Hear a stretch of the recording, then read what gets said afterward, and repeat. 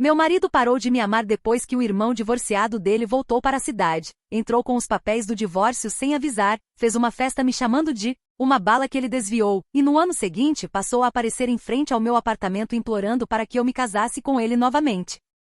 Quando nos casamos, não achava que éramos perfeitos, mas éramos sólidos. Discutíamos como qualquer casal, discordávamos em algumas coisas e irritávamos um ao outro, especialmente na época de declaração do imposto de renda ou quando alguém esquecia de levar o lixo para fora, mas sempre resolvíamos as coisas. Pelo menos era o que eu pensava. Acho que não percebi as rachaduras começando a se formar até que o irmão dele se mudou de volta para a cidade. Seu irmão mais velho, Caden, já havia passado por 3 divórcios aos 42 anos, cada um mais conturbado que o anterior. Ele usava esses divórcios como cicatrizes de batalha, orgulhando-se de como as mulheres sempre mudam o jogo e de como o casamento era uma armadilha para homens que não sabiam o que faziam. Meu ex-marido, Damon, costumava revirar os olhos com esse tipo de conversa. Dizia que o irmão estava amargurado, que havia queimado muitas pontes e que estava apenas ressentido por nunca ter escolhido a mulher certa. Eu concordava, mas nunca dizia isso em voz alta. Não queria me meter entre eles. Começou com visitas nos fins de semana. Caden aparecia para tomar uma bebida,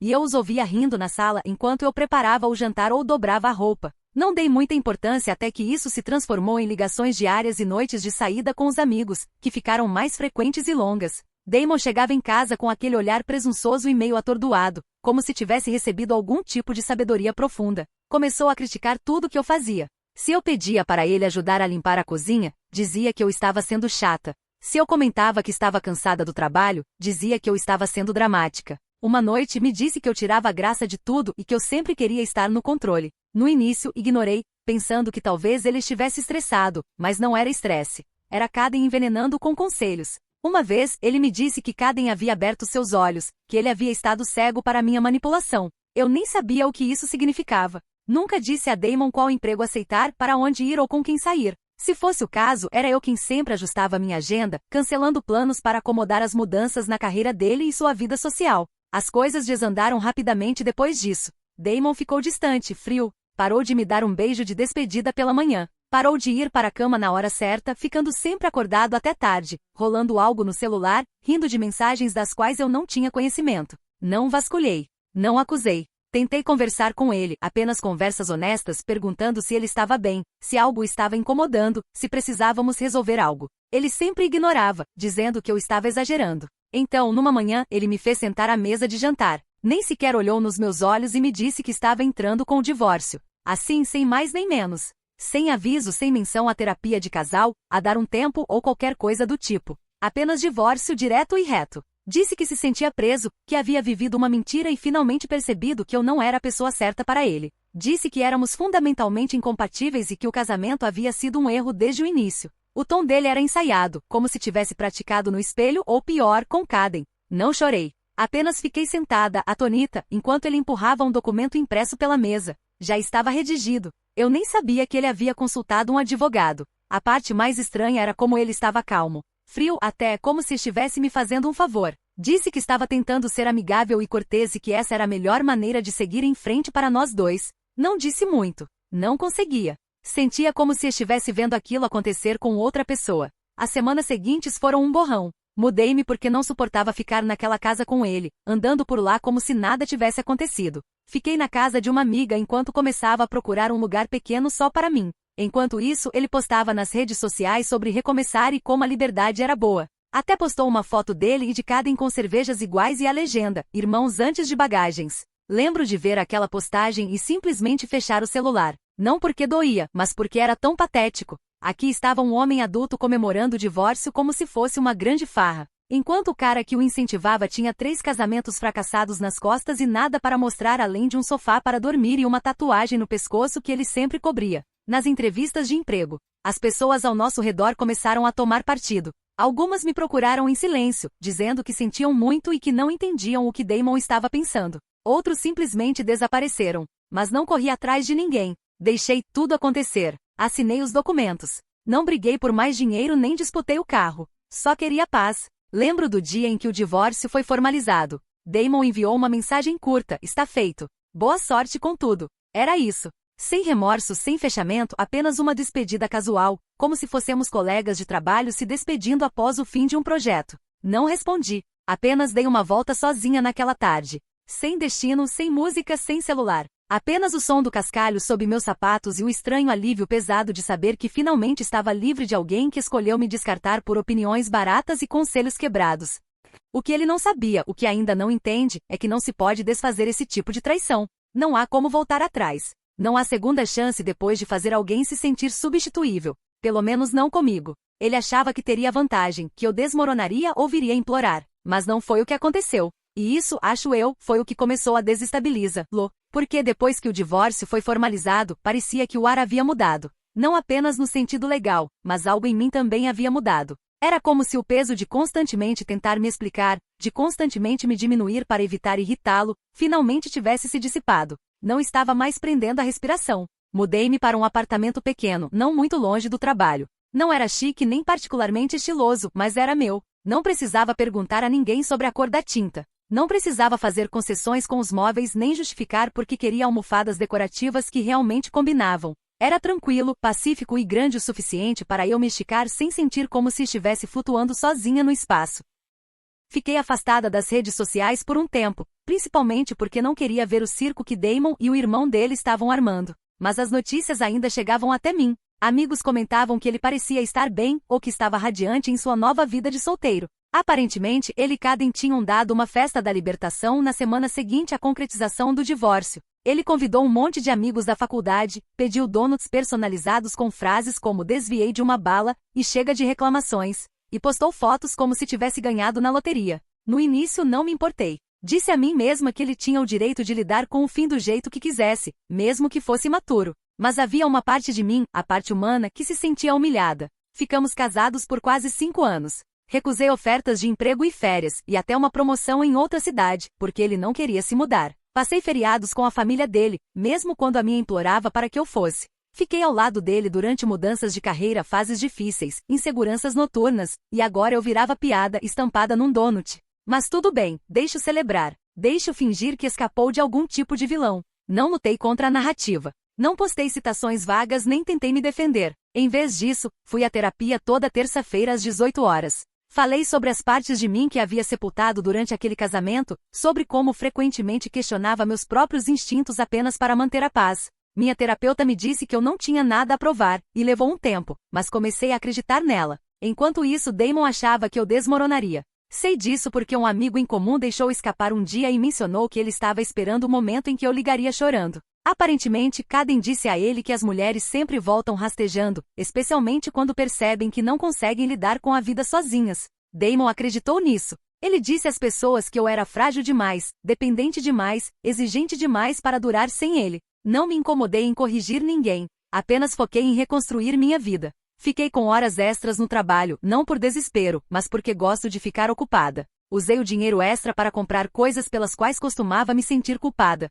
Um pool novo, uma máquina de café melhor, até uma viagem de fim de semana para uma cabana só para desconectar. Parei de pisar em ovos e comecei a tomar decisões como se não devesse explicação a ninguém. O engraçado era que o silêncio do meu lado parecia desestabilizá-lo mais do que se eu tivesse gritado. Cerca de 3 meses depois do divórcio, ele me mandou uma mensagem. Nada pesado, apenas um casual. Ei, espero que esteja bem. Encarei a tela por um tempo, sem certeza do que ele queria. Uma conversa, um fechamento, uma migalha para me puxar de volta. Deixei-no visualizado. Uma semana depois, ele mandou mensagem de novo. Desta vez, era uma foto de uma comida para a viagem do nosso restaurante tailandês favorito com a legenda: "Me fez pensar em você." Não respondi aquela também. Foi quando soube que algo estava mudando. Damon não estava tão confiante quanto havia agido. A celebração da vitória estava ficando velha, e a vida real estava começando a surgir. A casa que compartilhávamos havia se tornado o covil de solteiro dele. Mas, pelo que ouvi, Caden havia se mudado para lá informalmente. O que começou como apenas algumas noites, virou ele está me ajudando em uma transição. Ambos largaram os empregos e tinham planos de começar um negócio juntos, um podcast, acho. Algo sobre conversa real de homens reais. Deus, foi um fracasso. Naturalmente, gravaram alguns episódios onde desabafavam sobre casamento, mulheres tóxicas e como os homens precisam acordar. A resposta foi desagradável. Ouvintes criticaram-nos severamente por serem amargurados e desconectados. Um revisor os chamou de 2 tios gritando no microfone depois de 3 cervejas. No terceiro episódio, pararam silenciosamente de postar. Damon começou a parecer cansado, até nas fotos. Dava para ver no rosto dele o peso de alguém que esperava um desfile de vitória e, em vez disso, recebeu um longo e constrangedor silêncio. Ele perdeu alguns amigos próximos também. Não por causa do divórcio, mas porque as pessoas começaram a perceber como ele se voltou facilmente contra alguém que havia estado ao lado dele. Algumas pessoas me procuraram e disseram que não queriam escolher lados, mas que esperavam que eu estivesse bem. Disse que estava mais do que bem. Não precisava convencer ninguém. Apenas continuei seguindo em frente.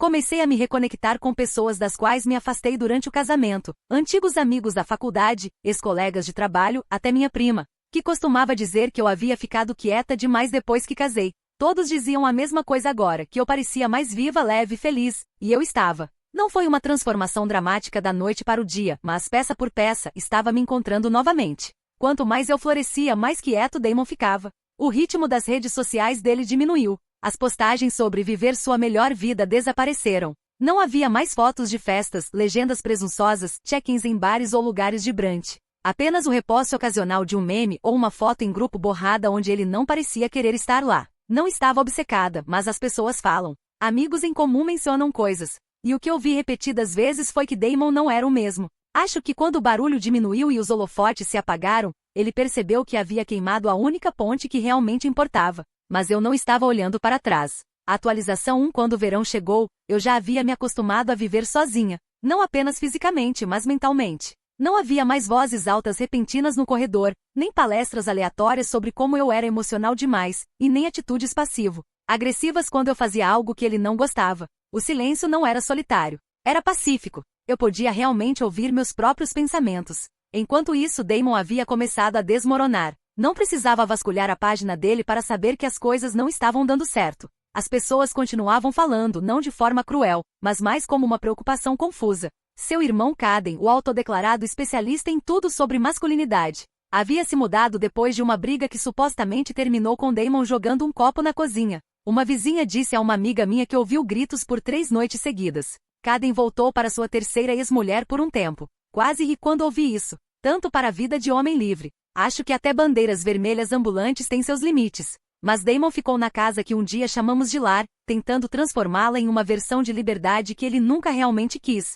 Pelo que entendi, seu novo emprego também estava em terreno instável. Depois de perder alguns prazos e faltar ao trabalho mais do que o usual, cortaram suas horas. Isso pode ter sido a gota d'água para o ego dele. Foi quando ele começou a me procurar de novo, não apenas com mensagens sutis de espero que esteja bem, mas textos reais que soavam quase nostálgicos. Ele disse que sentia falta de falar comigo. Disse que continuava vendo coisas que lembravam nós dois. Ele até disse que estava pensando muito sobre as escolhas que fez e que talvez não estivesse no melhor espaço mental na época. Não respondi, não porque estava amarga, mas porque não tinha nada a dizer. O que eu poderia dizer a alguém que me destruiu tão facilmente só porque o irmão dele, um homem que não consegue nem manter um peixe dourado vivo, disse a ele que eu não valia o esforço? Mas Damon não estava acostumado a ser ignorado. Não por mim. Acho que foi isso que realmente o atingiu. O fato de eu não estar chorando, não estar implorando, não estar aparecendo na caixa de entrada dele tentando reconquistá-lo. Isso corroeu o que restava do orgulho dele. Num fim de semana, encontrei-o por acaso na festa de aniversário de um amigo em comum. Não havia planejado ir até o último minuto, e quase voltei quando vi o carro dele estacionado lá fora. Mas disse a mim mesma que não estava me escondendo de ninguém. Não mais. Ele parecia cansado. Foi a primeira coisa que notei. Havia olheira sob seus olhos. Sua camisa estava amassada como se não a tivesse passado a ferro há semanas. E ele tinha esse olhar, não de raiva, não de arrogância, mas de confusão. Como se não soubesse bem o que fazer agora que sua liberdade não parecia tão doce quanto imaginava. Ele tentou agir com naturalidade, me deu um leve aceno, fez uma conversa fiada com alguém próximo. Mas eu podia sentir seus olhos voltando para mim a cada poucos segundos. Eventualmente ele veio, disse oi, perguntou como eu estava, disse que eu parecia diferente. Apenas sorri e disse que estava bem, o que era verdade. Então ele perguntou se poderíamos conversar algum dia, tipo conversar de verdade. Disse que tinha algumas coisas que precisava tirar do peito. Dei de ombros e disse que talvez outra hora, então saí antes que ele pudesse dizer mais. A eu do passado teria ficado. A eu do passado teria se sentido obrigada a ouvi-lo para fazê-lo se sentir melhor, para não deixá-lo na mão. Mas eu não era mais aquela pessoa. Não era mais esposa dele. Depois disso, as mensagens dele ficaram mais insistentes.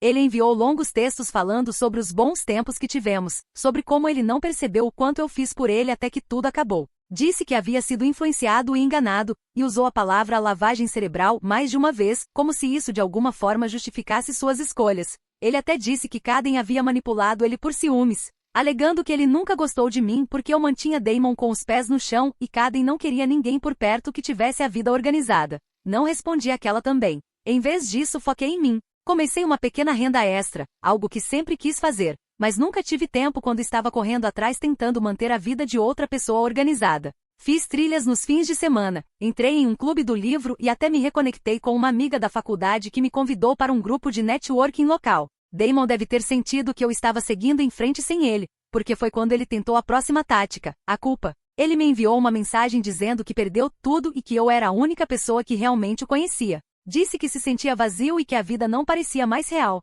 Disse que cometeu o maior erro da vida dele e queria que nos casássemos de novo para começar do zero, que ele faria certo desta vez, que havia mudado. Apenas encarei a mensagem, atônita. Não porque estava tentada, mas porque foi a primeira vez que ele percebeu que as consequências não eram temporárias. Que eu não estava apenas a uma ligação de distância. Que se divorciar de mim não vinha com um botão de reiniciar. Ele havia escolhido acreditar no único homem em sua vida que não conseguia nem mesmo manter seus próprios relacionamentos intactos. E agora que a realidade havia se instalado, ele queria uma segunda chance. Mas a vida não funciona assim. Não respondi. Em vez disso, coloquei o celular sobre a mesa e abri a janela. O ar cheirava a primavera, a começos, não a retornos. Deixo lidar com isso. A atualização 2 já fazia meses desde que Damon me pediu para me casar com ele novamente. Ele continuou tentando. Não todos os dias, mas com frequência suficiente para que eu tivesse que silenciar o número dele. Ele enviava notas de voz, mensagens e até uma foto de uma carta escrita à mão. Nela, dizia que finalmente percebeu quão profundo foi seu erro, que deixou a pessoa certa ir embora e como não conseguia parar de imaginar como seria a vida se apenas pudéssemos reiniciar. Mas a questão é que eu havia reiniciado, só não com ele. Nunca respondi. Nunca lhe dei a reação que ele queria.